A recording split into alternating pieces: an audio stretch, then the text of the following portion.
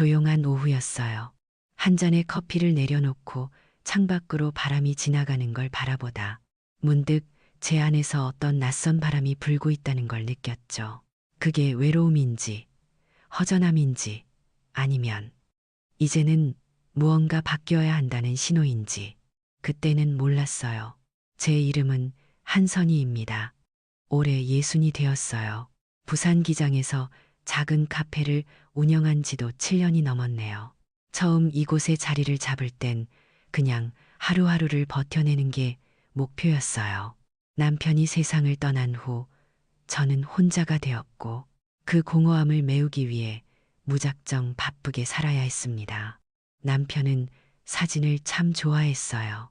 마을 입구에 조그마한 사진관을 열고 아이 돌사진이며 동네 풍경이며 필름을 다루는 손끝이 어찌나 따뜻했는지 그 사람의 눈을 통해 세상을 다시 보는 기분이 들곤 했죠. 선이야, 오늘은 바다빛이 참 곱다. 그 말에 저도 고개를 돌려 창밖을 바라보던 그런 나날이 있었어요. 그런 사람이었기에 이별은 더 잔인했어요. 딸이 대학을 막 들어가네 남편은 뇌출혈로 갑작스럽게 세상을 떠났습니다. 말도 없이 떠난 사람을 향해 아무리 목 놓아 울어봐도 돌아오는 건 고요한 침묵뿐이었어요. 처음엔 무너지기만 했어요. 하루에도 몇 번씩 괜찮다고 말하면서도 밤이면 남편이 쓰던 머그잔을 닦다가 울고 그 사람이 남긴 필름 카메라를 들여다보다 눈물이 쏟아지고 정말 그랬습니다. 하지만 사람이란 게 참 이상해요. 시간이 지나면서 살아야겠다는 생각이 조금씩 올라오더라고요. 딸이 서울로 올라가고 집안에 혼자 남겨진 저는 어느 날 문득 커피를 내려보다가 이 손으로 무언가를 다시 해보고 싶다는 마음이 들었죠. 그렇게 시작된 게 이 작은 카페였어요. 카페는 생각보다 손님이 잘 들었어요. 동네 사람들도 하나둘 오시고 여행객들도 들렀다 가고 가끔은 젊은 커플이 다녀가기도 하고 혼자 온 노신사분이 책을 읽다 가시기도 했죠. 그런 날이면 잠시 마음이 덜 외로웠습니다. 누군가를 위해 따뜻한 라떼 한 잔을 내어주는 것. 그게 제 하루의 전부였지만 참 고마운 일이기도 했어요. 하지만요, 어느 날이었어요. 매장을 닫고 빈 의자들을 닦다가 갑자기 이런 생각이 스쳐 지나갔어요. 이렇게 계속 혼자일까? 딸은 바쁘게 살고 있고 친구들은 하나둘 배우자와 손주 얘기를 하고 저만 늘 같은 자리에 머물러 있는 것 같았죠. 밤이면 가게 불을 끄고 돌아오는 길, 지나치는 길가의 그림자가 유난히 길게 느껴졌습니다. 누군가 곁에 있다면 좋겠다. 그게 사랑이든 우정이든 그냥 말없이 손 한번 잡아주는 그런 사람. 그리움이 아니라 지금을 함께 걸어줄 누군가 말이에요. 이제 와서 돌이켜보면 그날의 그 생각이 저를 바꾸기 시작했던 것 같아요.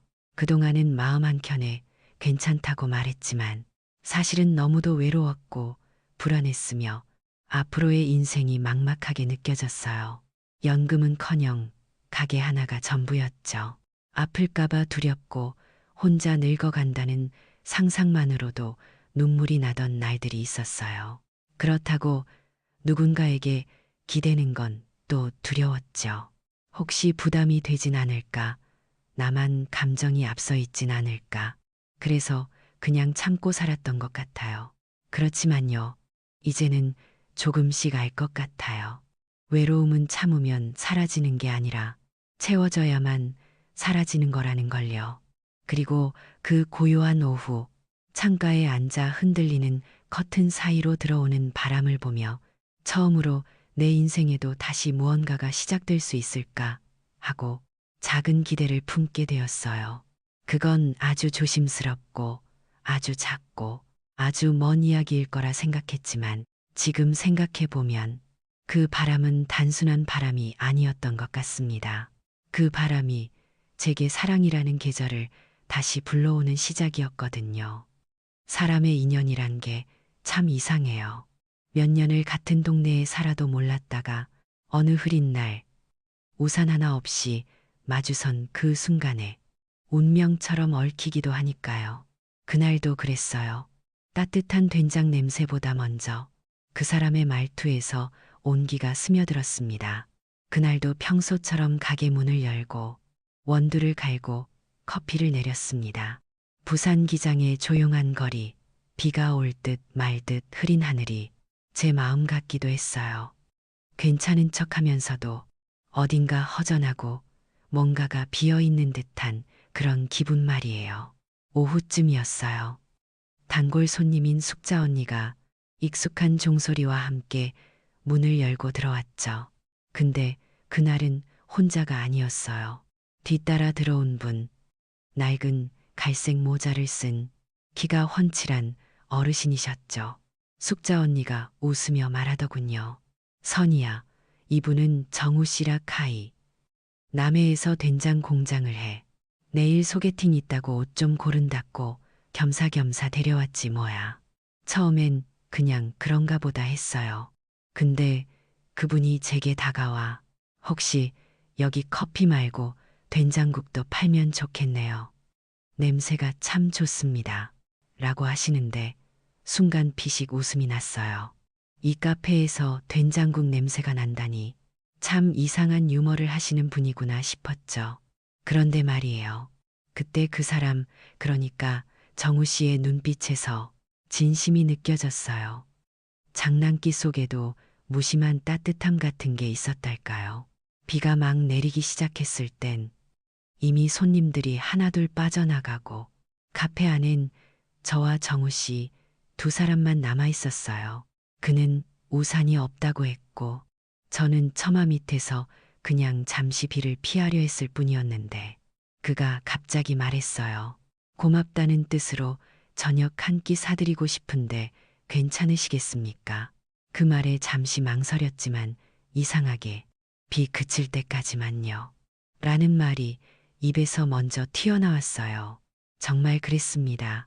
오랜만에 누군가의 다정한 권유가 저를 흔들었어요. 아주 부드럽고 조심스럽게요. 근처의 조그마한 국밥집에서 따뜻한 저녁을 먹으며 자연스럽게 대화가 이어졌어요. 서로 배우자를 먼저 떠나보냈다는 이야기, 외로움이라는 이름의 긴 시간, 그리고 남들에게는 쉽게 꺼내지 못했던 마음의 이야기들이요. 정우 씨는 조용했어요. 말을 아끼는 편이었지만 그 안에 있는 사람 냄새 같은 게 자꾸만 느껴졌습니다. 된장처럼요. 처음엔 알 수 없지만 끓일수록 깊어지는 그런 향처럼요. 식사가 끝날 즈음 정우 씨가 조용히 말했습니다. 내일 소개팅 안 가려고요. 이 짧은 시간이 제게는 너무 특별했거든요. 처음 만났는데도 마음이 이렇게 편한 건 정말 오랜만입니다. 그 말을 듣는데 가슴이 묘하게 떨렸어요. 기대와 두려움이 동시에 스치듯 지나갔죠. 그때는 몰랐어요. 그 짧은 식사 한 끼가 제 인생의 계절을 바꿔놓을 줄은요. 돌아오는 길, 창밖에선 아직도 비가 오고 있었어요.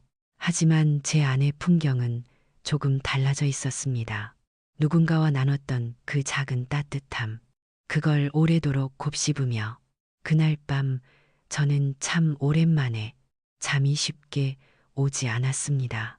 한 사람의 말 한마디, 한 그릇의 국밥, 그리고 된장 냄새보다 더 깊은 따뜻함. 그날의 저녁은 단순한 만남이 아니었어요. 그건 어쩌면 내 마음에 다시 불이 켜지던 순간이었는지도 모릅니다. 처음에는 몰랐어요. 그 사람과 마시는 커피 한 잔이 그렇게 오래 기억에 남을 줄은요. 스며드는 감정이라는 게 있다면 아마 그때부터였던 것 같아요. 그 사람과의 시간이 따뜻한 커피처럼 제 안에 천천히 녹아들기 시작했습니다. 정우 씨와의 첫 저녁 이후 마음이 조금 달라졌어요. 그날의 된장국보다 더 깊게 남은 건 그 사람의 말 한마디, 그리고 조용한 눈빛이었죠. 낯설지만 이상하리만큼 편안했던 자리였어요. 며칠 후 예상치 못한 전화가 걸려왔습니다. 선희 씨, 오늘 혹시 가게 문 닫고 나면 같이 커피 한 잔 하시겠어요? 그 목소리는 조심스럽고 약간은 떨리고 있었어요. 그 말 속엔 뭐랄까, 눈치 보는 듯한 설렘이 담겨 있었죠. 그날 저녁, 가게 문을 닫고 난 뒤, 우린 해안도로 근처의 조용한 찻집에서 다시 마주 앉았습니다. 바닷바람이 부는 유리창 너머 서로 마주 본 얼굴. 짧은 침묵이 있었지만 어색하진 않았어요. 그저 오랜만에 누군가와 함께 있는 시간이 조금 낯설고 조금 기분 좋을 뿐이었어요. 정우 씨는 조용히 물었어요. 선희 씨는 매일 이 거리에서 어떤 생각을 하세요? 순간 웃음이 나왔습니다. 글쎄요. 오늘은 몇 잔을 더 팔 수 있을까? 가스 요금은 얼마나 나올까? 뭐 그런 생각이죠. 제가 그렇게 대답하자 그 사람도 조용히 웃었습니다. 따뜻한 웃음이었어요. 함께 있으면 괜히 마음이 느긋해지는 사람이었죠. 그날 이후로 우린 가끔 그렇게 만났어요. 딱히 정해진 약속은 없었지만 가게 앞에 그 사람의 그림자가 보이면 왠지 모르게 마음이 먼저 웃게 되었어요. 길을 따라 산책도 하고 바다 근처에서 멍하니 파도 소리를 들으며 아무 말 없이 함께 앉아 있는 날도 있었죠. 그때는 몰랐어요. 그 짧은 순간들이 제 일상에서 가장 따뜻한 부분이 될 줄은요. 정우 씨는 말을 아끼는 사람이었지만 가끔은 옛 아내 이야기를 꺼내기도 했어요. 그 사람은 장을 보면서도 메모를 빼먹지 않았어요. 된장 하나 살 때도 꼭 맛을 비교했죠. 그렇게 말할 때면 저는 그냥 조용히 듣고만 있었어요. 그 사람의 과거까지도 이상하게 마음이 쓰였거든요. 그 사람도 제게 이런 말을 한 적이 있어요. 선희 씨는 참 혼자서도 잘 살아오신 분 같아요. 그런 분들은 마음이 단단하죠. 근데 그만큼 외로웠겠다는 생각도 들어요. 그 말에 마음 한켠이 뭉클해졌습니다. 누구도 그렇게 말해준 적이 없었거든요. 그저 버텨온 삶이라 생각했던 제 시간이 그 사람의 눈엔 그렇게 보였다는 게 어쩐지 울컥하게 했습니다. 이제 와서 돌이켜보면 그 시간들이 저를 살게 한 것이기도 했지만 또 한편으론 너무 오래 혼자 있었던 시간들이기도 했어요. 그 시간이 길어질수록 누군가에게 기대는 법 자연스럽게 있게 되더라고요. 하지만 정우 씨와 함께한 그 날들 속에서 조금씩 아주 천천히 제 마음이 녹고 있었던 것 같아요. 그 사람은 늘 한결같았고 조급하지 않았고 무언가를 바라지도 않았습니다. 그냥 거기에 있어주는 사람, 말없이 옆에 있어주는 사람, 그런 사람이 제겐 처음이었어요. 그날도 그랬어요. 정우 씨가 내미는 커피 한 잔, 스치듯 닿은 그 온기가 그렇게 제 마음 한복판에 남아 있었습니다. 사람이란 게 그렇더군요. 뜨겁게 불붙는 사랑보다 이렇게 서서히 스며드는 감정이 더 오래 남는다는 걸 저는 그 사람과의 시간을 통해 조금씩 배워가고 있었어요. 정말 그랬습니다. 그 사람은 커피보다 진한 온기로 제 삶에 들어오기 시작했어요. 아무 말도 하지 않아도 따뜻하게 그렇게요. 한참을 바라보다가 딸이 조용히 말했어요. 엄마, 왜 지금이야? 왜 하필 이제야 이런 얘기를 해? 그 말에 가슴이 쿵 내려앉았어요. 마치 제가 무언가 잘못된 선택을 한 사람처럼 느껴졌죠. 하지만 제 진심은 정말 달랐어요. 그저 늦게라도 다시 한번 따뜻하게 살아보고 싶었을 뿐이었어요. 딸에게 처음 정우 씨 이야기를 꺼낸 날이 아직도 선명하게 기억나요. 그날은 토요일 오후였고 서울에서 잠시 내려온 딸과 함께 카페 뒷마당에 앉아 있었어요. 고요한 바람이 불어오던 늦여름의 끝자락이었죠. 딸은 유난히 조용했어요. 그런 딸을 보며 한참 망설이다가 조심스레 말했어요. 수진아, 엄마 요즘 마음이 조금 달라졌어. 좋은 사람이 생겼거든. 아직은 조심스럽지만. 그 말이 끝나자 딸의 표정이 굳어졌어요. 웃음기 하나 없이 아주 긴 정적이 흘렀죠. 그러다 딸이 말했어요. 엄마, 지금 무슨 말 하는 거야? 누군가를 다시 만난다고. 이 나이에. 그 순간 마음이 덜컥 내려앉았어요. 그렇게까지 단호하게 나올 줄은 몰랐거든요. 저도 모르게 목소리가 작아졌어요. 그냥 누군가와 이야기를 나누고 함께 걷고 그게 그렇게 나쁜 걸까? 딸은 한숨을 쉬며 창밖을 보더니 결국엔 눈물이 글썽인 채 말했어요.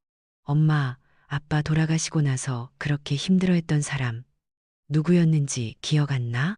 혼자서도 잘 지내시는 줄 알았는데 왜 이제 와서? 그 말에 저는 더 이상 아무 말도 할 수 없었어요. 정말 그랬습니다. 딸의 입장에서 보면 당황스러웠을 거예요.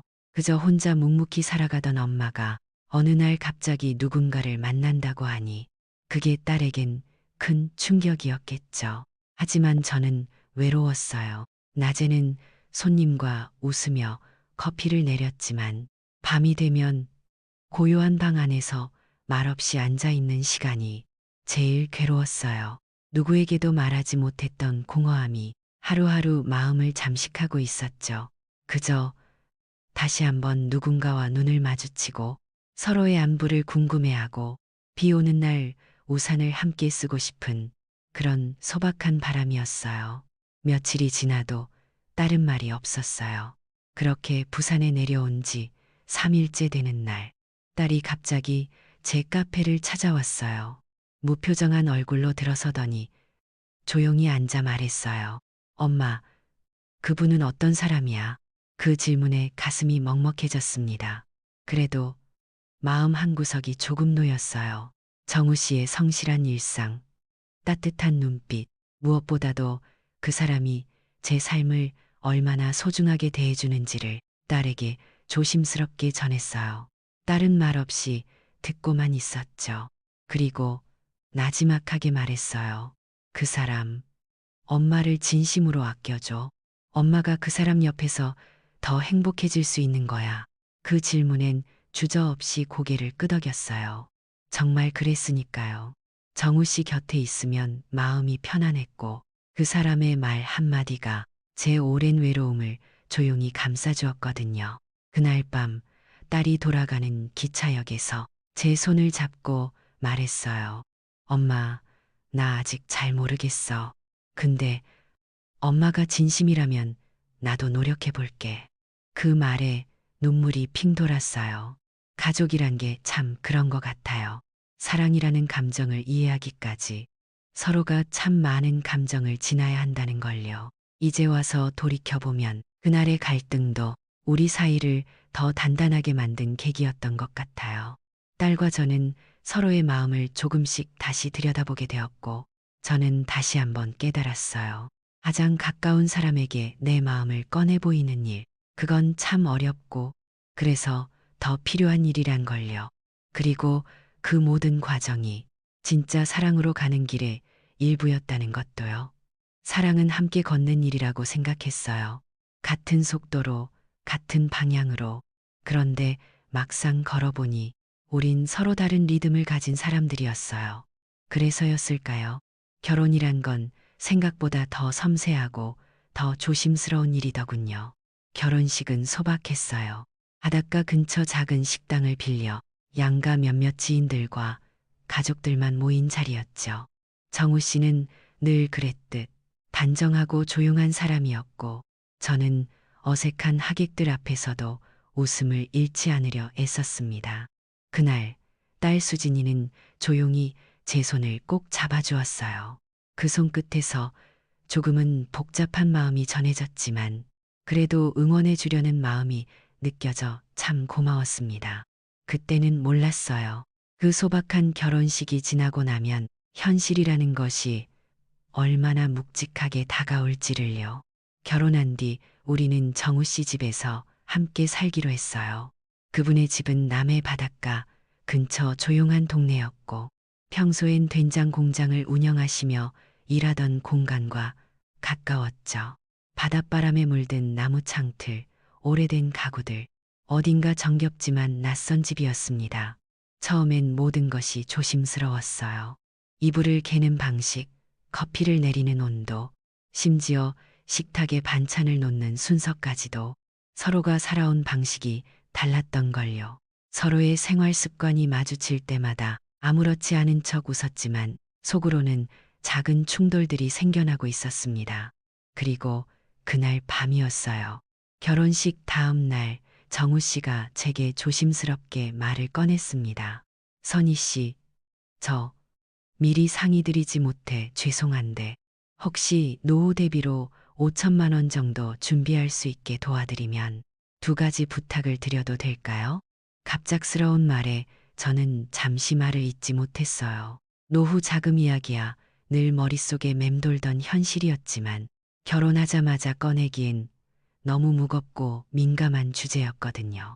하지만 저는 그 사람의 진심을 알고 있었기에 마음 깊은 곳에서는 오히려 안도감도 들었습니다. 그저 현실을 외면하지 않는다는 점이 이 사람과의 미래가 조금은 믿음직스럽게 느껴졌어요.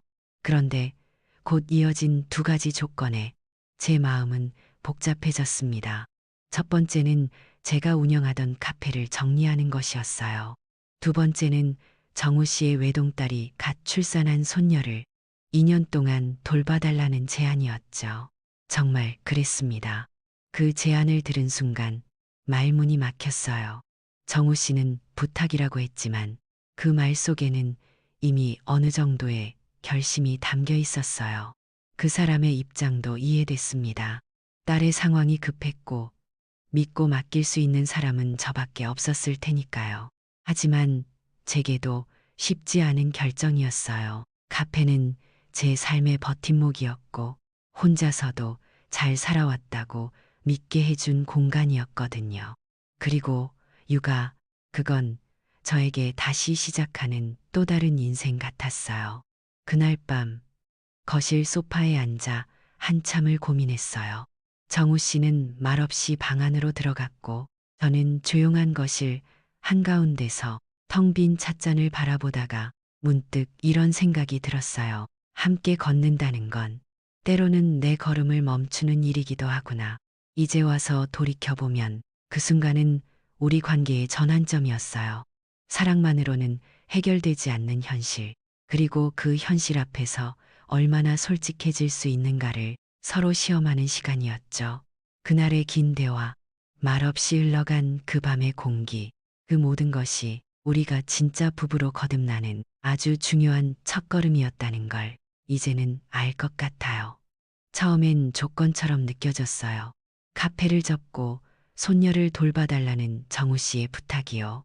하지만 시간이 지나면서 알게 됐어요. 정성이란 건 시간 속에서 피어나는 거라는 걸요. 서툰 손길 위에도 진심이 쌓이면 사랑이 되더군요.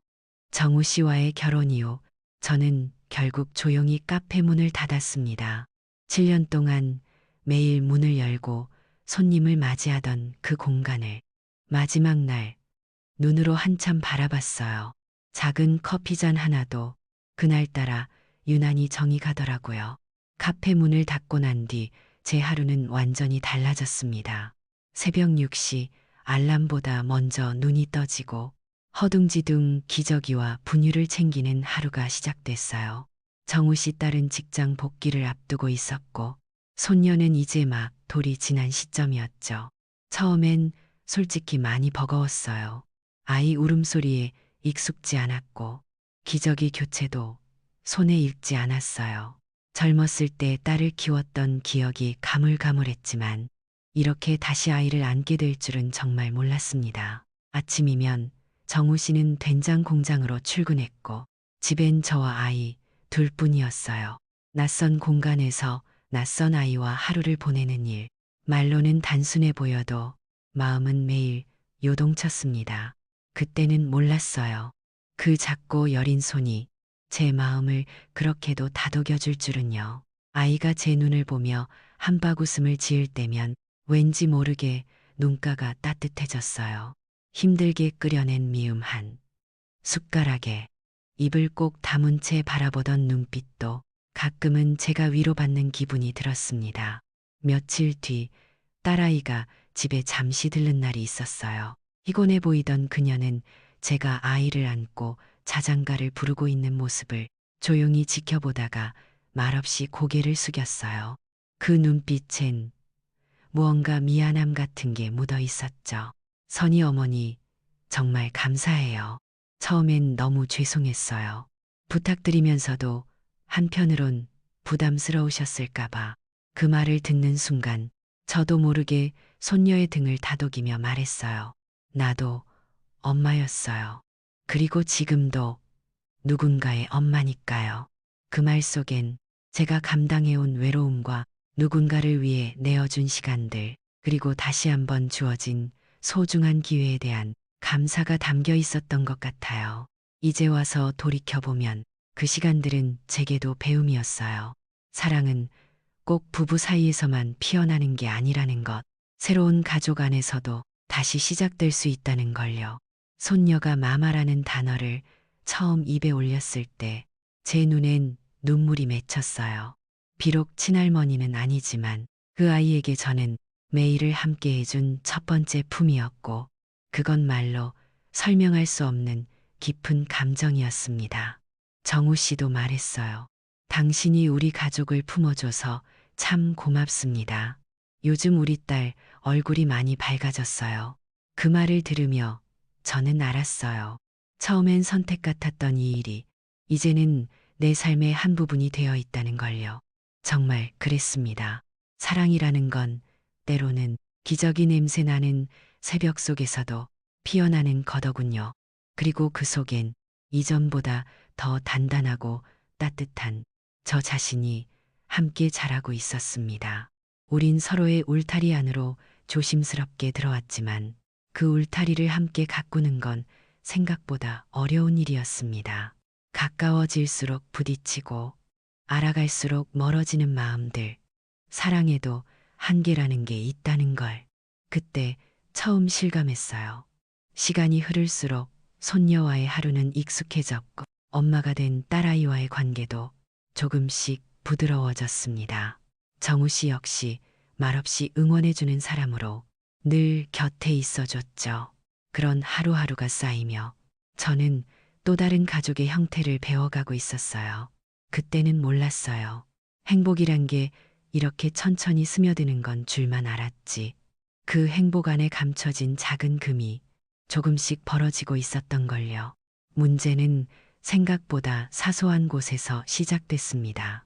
손녀를 돌보느라 제 시간이 점점 줄어들면서 제가 누구였는지조차 잊혀지는 느낌이 들었어요. 내가 선택한 삶인데도 어느 순간부터 마음이 답답해졌습니다. 정우 씨는 여전히 묵묵했어요. 하지만 그 묵묵함이 때로는 제 외로움을 더 크게 만들기도 했습니다. 아이를 돌보고 밥을 짓고 장을 보고 저는 점점 누군가의 아내, 누군가의 엄마 역할로만 존재하는 것 같았어요. 어느 날은 정우 씨에게 혼잣말처럼 이렇게 말했어요. 요즘 나라는 사람이 사라진 기분이에요. 정우 씨는 놀란 얼굴로 저를 바라보더군요. 그게 무슨 말이에요? 당신 덕분에 우리 집이 따뜻해졌는데. 그 말이 틀린 건 아니었지만 그 순간 저는 울고 싶었습니다. 집이 따뜻해졌다는 말이 왠지 저를 누군가를 위한 존재로만 한정짓는 것 같았거든요. 그날 밤 침대에 누워 제 마음을 오래 들여다봤습니다. 처음 이 집에 들어올 때의 설렘, 손녀를 품에 안았을 때의 울컥함, 그리고 지금 이 감정, 어디서부터 어긋난 걸까? 제가 너무 많은 걸 포기한 건 아니었을까? 다음날 아침 정우 씨와 식탁에 마주 앉았을 때 말없이 커피잔을 바라보던 그 사람이 천천히 입을 열었어요. 선희 씨, 혹시 당신이 지금 불행하다면 그건 내가 너무 욕심냈던 걸지도 모르겠네요. 그 말에 제 눈시울이 붉어졌습니다. 그 사람도 느끼고 있었던 거죠. 저희 사이에 놓인 작은 거리감, 말하지 않아도 점점 멀어지는 마음을요. 며칠 후 딸에게서 연락이 왔어요. 엄마, 내가 좀 더 아이 돌보는 걸 조정할게요. 엄마 시간도 필요하잖아. 그때 문득 이 가족 안에서 나는 어디쯤 서 있는 걸까 하는 생각이 들었어요. 그리고 처음으로 정우 씨와 거리를 두는 게 필요하다고 느꼈습니다. 어느 늦은 오후 정우 씨와 마당을 걷다가 조용히 말했어요.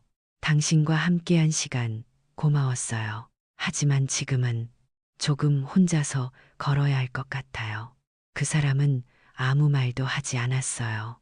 그저 고개를 끄덕이며 제 손을 가만히 잡았다 놓았죠. 이제 와서 돌이켜보면 그 순간은 끝이 아니라 서로를 위한 멈춤이었는지도 모르겠어요. 사랑에도 숨 쉴 틈이 필요하다는 걸 우린 그제서야 알게 되었던 거죠. 정말 그랬습니다. 우리는 서로를 너무 사랑했기에 잠시 놓아줄 수 있었던 것 같아요. 그리고 그 시간이 서로의 마음을 더 깊이 들여다볼 수 있는 작은 울타리밖에 결심이었습니다. 물론입니다. 이별은 끝이 아니었어요. 잠시 멈춰선 것뿐이었죠.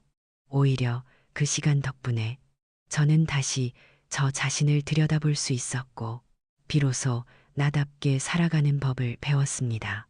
사랑은 때로 한 발짝 멀어졌을 때 더 선명해지기도 하니까요. 그날 정우 씨와의 짧은 작별 인사를 나누고 돌아오던 길, 마당에 작은 자스민 화분을 보며 한참을 서 있었습니다. 꽃은 아무렇지 않게 피어 있었고 햇살은 예전처럼 따뜻했어요. 모든 게 그대로인데 내 마음만 어딘가 비어 있는 듯한 기분이었죠. 제가 먼저 거리를 두자고 말했지만 막상 혼자 남겨진 그 침묵 속은 생각보다 훨씬 조용했고 그 조용함이 때로는 조금 서러웠습니다. 하지만 그 시간을 흘려보내며 저는 제 안의 소리를 더 깊이 듣게 되었어요. 이름 없는 새벽에 혼자 따뜻한 물을 끓이고 작은 텃밭에 풀을 뽑고 아이의 소리를 창밖 너머로 듣는 일상이 다시 저를 조금씩 살게 만들었습니다. 정우 씨가 없는 삶은 허전했지만 그 허전함 속에서도 저는 한 번도 사랑을 후회한 적 없어요. 그 사람과 함께한 시간들은 제 인생에 다시 찾아온 봄이었고 그 봄이 있었기에 지금 이 고요함도 견딜 수 있었던 거겠죠. 딸 수진이는 제가 다시 혼자 지내는 걸 알고 조심스럽게 물었습니다. 엄마, 혹시 후회하세요? 그 말에 저는 고개를 저었어요. 아니, 후회는 안 해. 사랑은 후회보단 감사하게 남는 거야. 정말 그랬습니다. 비록 지금은 함께 걷지 않아도 그 사람이 내 삶에 머물렀던 시간들은 마치 봄날 잠시 머물다 간 햇살처럼 참 따뜻하고 귀한 기억으로 남아 있었어요. 어느 날 정우 씨에게서 편지가 도착했어요. 직접 쓴 글씨로 조심스럽게 눌러 쓴 말들이 그 사람답게 담백했죠. 선희 씨, 잘 지내고 계시지요? 우리 둘 사이엔 말하지 않아도 전해지는 마음들이 있었지요. 당신과의 시간은 제게 참 고맙고 큰 위로였습니다. 늘 당신의 평안과 웃음을 기도합니다. 편지를 다 읽고 나니 가슴이 먹먹해졌어요. 누군가가 나를 기억해 준다는 것, 그 사실 하나만으로도 참 큰 위로가 되더군요. 이제 와서 돌이켜보면 그 사람을 만난 건 제 인생 후반부에 찾아온 가장 따뜻한 우연이었어요. 그리고 그 우연을 저는 온 마음으로 사랑했기에 지금의 이 고요함도 담담히 받아들일 수 있는 것 같아요. 요즘은 다시 혼자만의 시간을 보내고 있어요. 작은 수세미를 키우고 가끔은 동네 아이들에게 손편지를 써주며 조용히 하루를 보내죠.